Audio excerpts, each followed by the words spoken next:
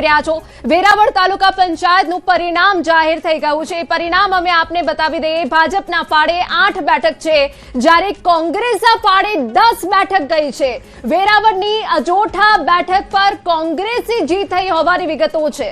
તાલુકા પંચાયતના પરિણામ જે આપણે પહેલા પણ વાત કરતા હતા કે ગ્રામ્ય વિસ્તારની અંદર હજી પણ કોંગ્રેસ જે છે તે પ્રયાસ કરી રહ્યું છે અને મતદાતાઓ પણ તેમની સાથે જોવા મળી રહ્યા છે। જે આંકડાઓ આવી રહ્યા છે, સુરત મહાનગરપાલિકા ભાજપ 51 અને કોંગ્રેસ 1 બેઠક પર આપનું નામો નિશાન ખતમ થઈ ચૂક્યું છે। રાજકોટ જિલ્લા પંચાયતમાં 26 બેઠક સાથે ભાજપને બહુમતી મળી છે। જૂનાગઢ જિલ્લા પંચાયતમાં 20 બેઠક સાથે ભાજપને બહુમતી, જે આંકડાઓ હાલમાં જોવા મળી રહ્યા છે તે પ્રમાણે જૂનાગઢ જિલ્લામાં બાદ અન્ય બેઠકોની પણ વાત કરીએ તો હાલમાં જે વધુ એક અપડેટ મળી રહી છે, ભાવનગર ગારિયાધાર તાલુકા પંચાયતનું પરિણામ આવી ચૂક્યું છે। ગારિયાધારની અંદર મોટી વાવડી બેઠક પર આપ પાર્ટીની જીત થઈ છે। સૌરાષ્ટ્રની જે વાત કરતા હતા, આપના શિલ્પાબેન ચાવડાની જીત થઈ હોવાની જાણકારી છે। ભાવનગરથી આ મોટા સમાચાર। ગારિયાધાર તાલુકા પંચાયતનું પરિણામ છે તો અન્યની અંદર જે ફાળો વધી રહ્યો છે તેમાં આમ આદમી પાર્ટી જે છે તે આગળ ચાલી રહી છે। મોટી વાવડી બેઠક પર આપના વધુ એક ઉમેદવાર જીતીને આવ્યા છે। બિલકુલ સિદ્ધાર્થભાઈ, એક ક્વિક રિએક્શન આપનું જોઈએ છે કે એવી અનેક બેઠકો છે કે જ્યાં આપ અને AIMIM એ બાજી મારી છે। હવે ત્યાં એવા કયા ફેક્ટર કામ કરે છે કે જ્યાં ભાજપ અને કોંગ્રેસ નથી પહોંચી શકતું? આપણે તો જો રાજકીય વિશ્લેષક તરીકે તળ અને ફળની વાત કરું તો જે લઘુમતી વિસ્તાર છે તો એ લઘુમતી વિસ્તારમાં એ લોકોને કડવો અનુભવ થયો છે કે એક સમયે એ લોકોની ભાવના એવી છે કે એ લોકો હંમેશા કોંગ્રેસ પક્ષે મોટા ભાગે રહેતા હોય, પરંતુ કે ક્યાંક ને ક્યાંક અમારો ઉપયોગ જ કરવામાં આવ્યો છે। એ કોમ્યુનિટીને જે અપલિફ્ટ અને મેઇન સ્ટ્રીમમાં લાવવાની વાત હતી તો એ વાતમાં ક્યાંક એમને એવું લાગ્યું કે અમે ગેરમાર્ગે દોરાઈ ગયા। એના કારણે આમ આદમી પાર્ટી અને ઓસવીજીની પાર્ટીએ નાનું મોટું મેદાન માર્યું હોય એવું કહી શકાય કે ભારતીય જનતા પાર્ટી ક્યાંય કદી કોઈ પક્ષપાત નથી કરતી, પરંતુ એક સાયકોલોજી એવી ઊભી થઈ હતી। નહીંતર ભારતીય જનતા પાર્ટી માટે તો બધા બાળકો સરખા જ હોય, બધી પ્રજા એક સરખી જ હોય, પરંતુ એવી હવા ઊભી કરવામાં આવે અને ખાસ કરીને ચૂંટણીનો સમય આવે એટલે ખાલી ફક્ત ને ફક્ત રાજકીય નિવેદનબાજીના કારણે સેન્ટિમેન્ટ બગાડવાનો પ્રયત્ન થતો હોય। કારણ કે જ્યારે કોઈને ડર લાગતો હોય ને તો કે ભાઈ અમે હારી જઈશું કે સીટો નહીં મળે અથવા તો પબ્લિકની સહાનુભૂતિ આ બાજુ જોઈએ, એટલે વોટ બેંકની રાજનીતિ આજે પણ। એક મિનિટ રોકી રહ્યો, વલભીપુર નગરપાલિકાનું પણ પરિણામ જાહેર થયું છે। 24 બેઠક પૈકી 18 બેઠક ભાજપના ફાળે વલભીપુરમાં પણ જોવા મળી રહી છે। તો 4 બેઠક બિનહરીફ જાહેર થઈ હતી અને ત્યારબાદ વધુ જે બેઠકો છે તે ભાજપના ફાળે જતી જોવા મળી રહી છે। 2 બેઠક પર કોંગ્રેસનો પણ વિજય થયો હોવાની જાણકારી અહીંયા વલભીપુરથી મળી રહી છે। વલભીપુર માટે સારા સમાચાર છે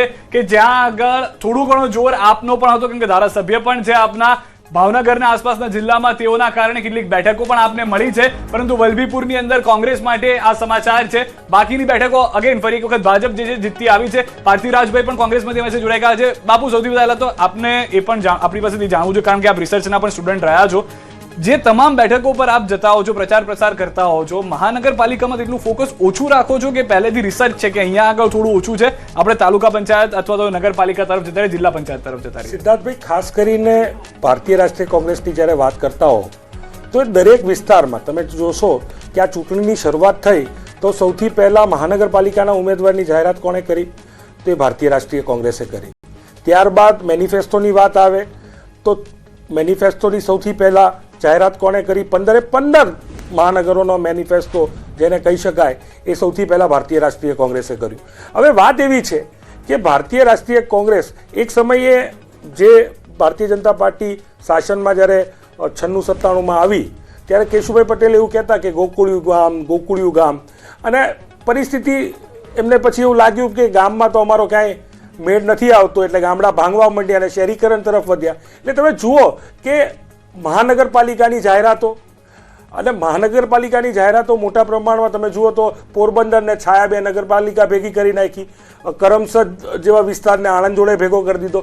એટલે જે કહી શકાય કે જે બીજી જે આ 6 સિવાયની અન્ય જે 9 મહાનગરપાલિકાઓ જે જાહેરાત કરી એ ગામડાના ભોગે કરી, ગામડાના શહેરના સમાવેશમાં કરી। ત્યારે સ્પષ્ટપણે એવું માનવું છે કે હજી ત્યાં માળખાકીય સુવિધાનો પણ અભાવ છે। આવા અનેક પ્રશ્નોને લઈ અમે પ્રજા વચ્ચે ગયા છે। પ્રજા પાસે અમે ગયા છે કે તમારે ખાડાવાળા રોડ માટે મત આપવા છે કે નહીં, તમારે ભ્રષ્ટાચાર માટે મત આપવા છે કે નહીં? મંજીભાઈ, જે તમારા પર આક્ષેપ છે તે ટૂંકમાં કહીએ તો એવું છે કે તમે મહાનગરો બનાવે એટલે તમે જીત્યા છો, બાકી જીત તમારી કપરી હતી। સિદ્ધાર્થભાઈ, ભારતીય જનતા પાર્ટી ગુજરાતની અંદર 30 વર્ષથી જીતતી આવે છે, એટલે કે આ ચૂંટણીમાં અમારા માટે કપડું હોય એવું નહીં, પણ અમારે 30 વર્ષથી અમારા શીર્ષસ્થ નેતૃત્વનો જે પરિશ્રમ છે, પરિશ્રમની પરાકાષ્ઠા કરી છે.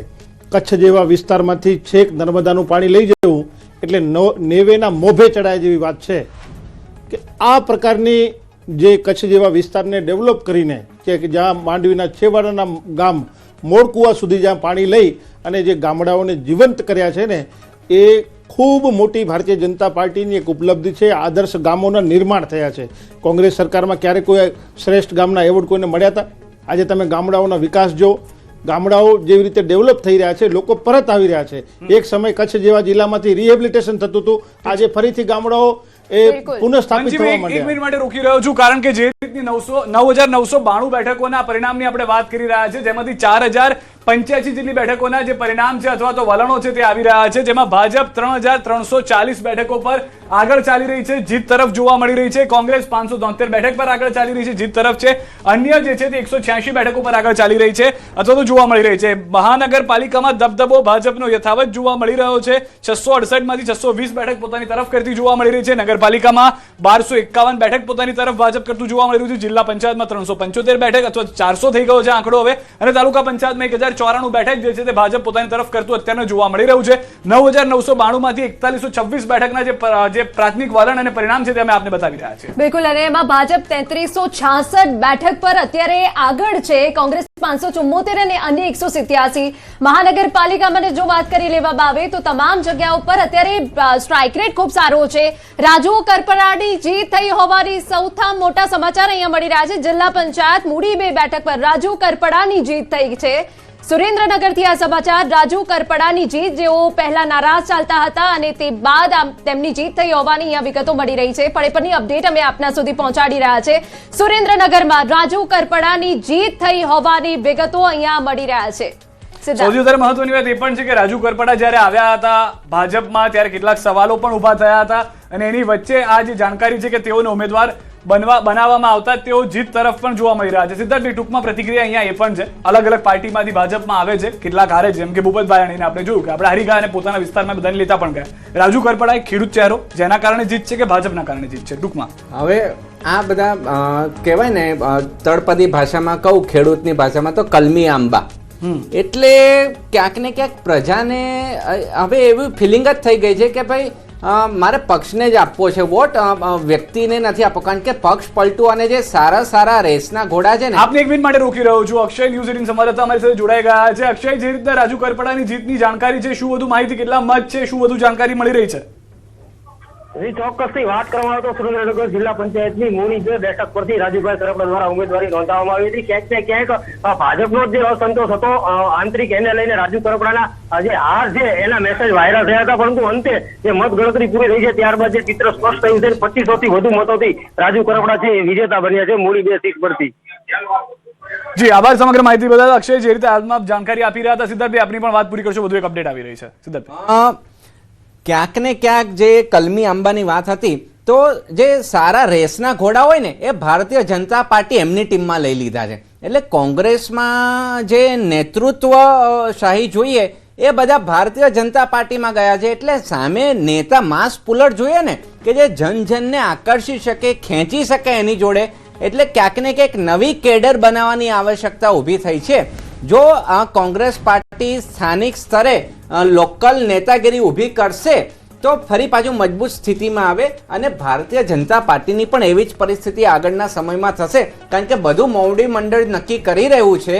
તો લોકલ નેતાગીરી જો નહીં આવે તો આવનારા 5 વર્ષ પછીની ચૂંટણીમાં જો કોંગ્રેસ આ ગેપ આઈડેન્ટિફાઈ કરીને ઇમ્પ્રુવમેન્ટ કરશે તો પરિસ્થિતિ બદલાઈ પણ શકે છે. અને જે આમ આદમી પાર્ટીએ ગયા વખતે સુરતમાં ગાબડું પાડ્યું હતું, તો એનું કારણ એ જ હતું કે ક્યાંક ને ક્યાંક ઓવર સેન્ટ્રલાઇઝેશનના કારણે આ બધી ભગાજણ માથાકૂટ થતી હોય છે. એટલે દરેક પક્ષોએ આમાં આત્મમંથન કરવાની જરૂર છે, અને જે લોકોએ પક્ષ પલટું કરીને આવ્યા છે તો પ્રજાએ પણ એક નૈતિક જવાબદારી વિચારવી પડે. ચિંતાની અંદર જે સમાચાર છે તે પ્રમાણે આપે પોતાનો કબજો કરી લીધો છે, પરંતુ અર્જુન મોઢવાડિયાના ગામની અંદર પણ આપની જીત થઈ હોવાની જાણકારી મળી રહી છે. બિલકુલ, નર્મદા જિલ્લા પંચાયતી બેઠકોનું પરિણામ પણ સામે આવી ગયું છે. 22 બેઠકો પૈકી 6 બેઠકો ભાજપના પાડે ગઈ હોવાની વિગતો છે અને 8 બેઠકો ઉપર આપની જીત થઈ હોવાની પણ અહીંયા વિગત મળી રહી છે. ગરુડેશ્વર જિલ્લા પંચાયત પર આપનો કબજો. મંજીભાઈ, આખરે જે પક્ષને આપ જોઈતો જ નથી, મતલબ આપની પાર્ટીને ત્રીજો પક્ષ ન ફાવે, પરંતુ અહીંયા ક્યાંક ને ક્યાંક આપ આગળ આવી જ છે. બેન, એમને સૌથી જે પહેલી શરૂઆત કરી હતી ને, તો એ સુરત મહાનગરમાંથી કરી હતી. આમાં એનું ખાતું નથી ખોલ્યું આ વખતે. એટલે આ વાર આવી વિપક્ષી પાર્ટીઓ જે માત્ર ને માત્ર સમાજની અંદર અરાજકતા ફેલાવી, ખોટા સોશિયલ મીડિયાના એકાઉન્ટો ઊભા કરવી અને ગુજરાત જેવા પવિત્ર રાજ્યને કે જે ભારતનું ગ્રોથ એન્જિન છે એને બદનામ કરવું, ગુજરાતને સાંસ્કૃતિક આપની પાસેથી જવાબ લઈશું, પરંતુ અપડેટ આપી દઈએ. જિલ્લા પંચાયતની કોલકી બેઠક કે જેને લઈને પણ અપડેટ સામે. રાજકોટ જિલ્લા પંચાયતનું પરિણામ સામે આવી ગયું છે. રાજકોટ કે જે રાજકારણનું એપી સેન્ટર છે, કોંગ્રેસ અને આપનું ખાતું ખુલ્યું હોવાની અહીંયા વિગતો મળી રહી છે. જિલ્લા પંચાયતી કોલકી બેઠક પર કોંગ્રેસના ઉમેદવારની જીત થઈ હોવાની વિગત છે. મોવિયા સીટ પર આપના ઉમેદવારની જીત થઈ છે. રાજકોટ કે જ્યાં મહાનુભાવોનું જે પ્રભુત્વ છે એટલું જ છે. અને આપને વિગતો આપી દે કે જ્યાં નૈનાબા જાડેજા કે જેઓની જીત થઈ હોવાની વિગતો છે. અને નૈનાબા જાડેજાની હાર થઈ છે અહીંયા આગળ, કે તેઓ પ્રયાસ કરી રહ્યા હતા જીત માટેના, પરંતુ જે સમાચાર છે તે પ્રમાણે નૈનાબા હારી ગયા છે. એક જંગ પણ જોવા મળ્યો હતો રીવાબા વચ્ચે અને નૈનાબા વચ્ચે, પરંતુ અત્યારના જે છે રાજકોટથી એ સમાચાર કોંગ્રેસ માટે થોડા ચિંતાજનક કે નૈનાબાની હાર થઈ છે. પ્રયાસ તેઓ છેલ્લા 5-7 વર્ષથી સતત કરી રહ્યા છે, પરંતુ રાજકોટની અંદર જે ગઢ છે માનવામાં આવતું હતું કે તેની અંદર ગાબડું પાડવું પણ એક મોટી વાત છે. મોવિયા સીટ ઉપર ભલે આપ જીતીને આવ્યું, બીજી એક સીટ પર કોંગ્રેસ જીતીને આવ્યું, પરંતુ આ કબજાવાળી ભાજપની બેઠકો હતી જ્યાં આગળ આ જોવા મળી રહ્યું છે. પાર્થિવરાજભાઈ, અહીંયા આગળ સૌરાષ્ટ્ર માટેથી એક સારા સમાચાર છે કે કદાચ મહાનગરોની અંદર અથવા તો જિલ્લા પંચાયતોની અંદર જ્યાં જ્યાં ભાજપ પાસે બેઠકો હતી તે પણ કોંગ્રેસ લઈ રહ્યું છે.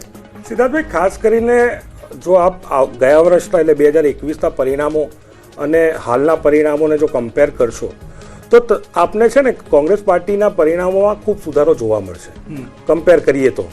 અને સ્પષ્ટપણે 2022નું જે પરિણામ હતું વિધાનસભાનું, તેની સરખામણીમાં જોઈએ, 2021ની સરખામણીમાં જોઈએ, 2024ની લોકસભાની સરખામણીમાં પણ જોઈએ, તો ઓવરઓલ પરફોર્મન્સ કોંગ્રેસ પાર્ટીનું સુધર્યું છે.